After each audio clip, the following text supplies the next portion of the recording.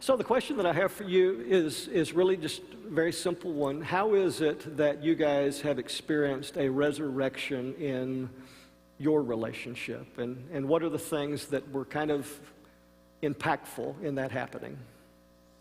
Yes, so in 2016, we experienced something where we were completely flat busted. Our marriage was, we weren't certain we would make it another day.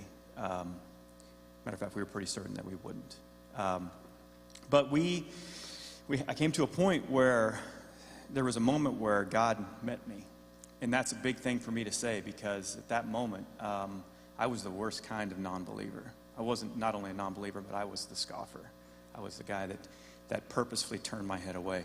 But I had a moment where God encountered me, and I knew that it was him. So that morning, I got our kids, got them ready, got us here to church. She was out. She was in Nashville at that time. And as we were walking in, I knew something was going to change in my life. I knew at that moment that it was not going to be the same ever again. So as we walked in, somebody in the lobby, and I don't know who it was, but somebody in the lobby walked over to me and handed me a re-engage pamphlet. And I looked down at it and kind of teared up, and because I knew that God was saying, here you go, this is you. So I sat in the back up here with my 5-year-old at the time and cried all throughout service. And I knew that God was calling me. So 2 things happened after that. Whenever I got home, I called Brandy and said, hey, I don't know if you want to do this, but I feel like God is telling me that we need to do this. And I'm sure that was shocking to her. But the second thing that happened was, it was at that moment that I realized that God had been preparing us for this exact moment for years. We had built a house and we had moved into this house, and it was during a time in which I was chasing all this external stuff. Can I fill the hole with money and power and all of those things? And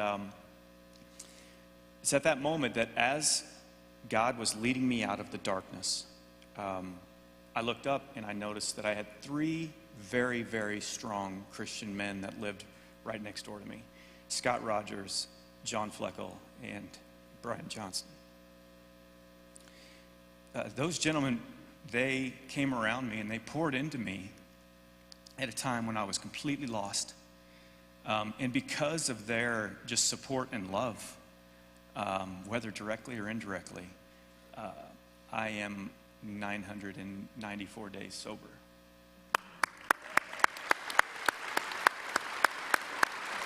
And purely by the grace of God, it was purely him that did all of this work. We were zero. We had nothing to offer. And God saved us at that moment. And we knew that as we came out of re-engage, that he had called us to pour into others. We knew that at that moment, we were to serve other marriages, to help them get through times when they feel there's no hope. So for me, the perspective obviously was a little bit different. I had seen lots of changes in Travis pretty drastically and fairly rapidly. And although my relationship with Christ had been distant since college, it was still there underlying, and I needed some help. So I was praying in the background and asking all of the neighbors in our cul-de-sac that I knew were strong Christians to be rallying around us and praying with us. And I had been praying for changes in Travis and answers, and when those answers came, they were devastating, and I was done. I was out, and I wanted to leave, and I wanted to leave in a hurry. But there was just something that I kept feeling when I was out of town with friends, and even my friends were telling me to leave, but I just felt this overwhelming feeling of, don't leave yet, just wait. And I was like, okay, we'll see. But I flew home and I waited, and I did agree to attend re-engage, And as Travis already said, it was life-changing for us. Our marriage would not be standing as it is if it weren't for that ministry. And you know, the basis behind Reengage is that you work on your relationship with Christ. I had already tried to fix Travis, and it didn't work. So I was like, well, we'll try this.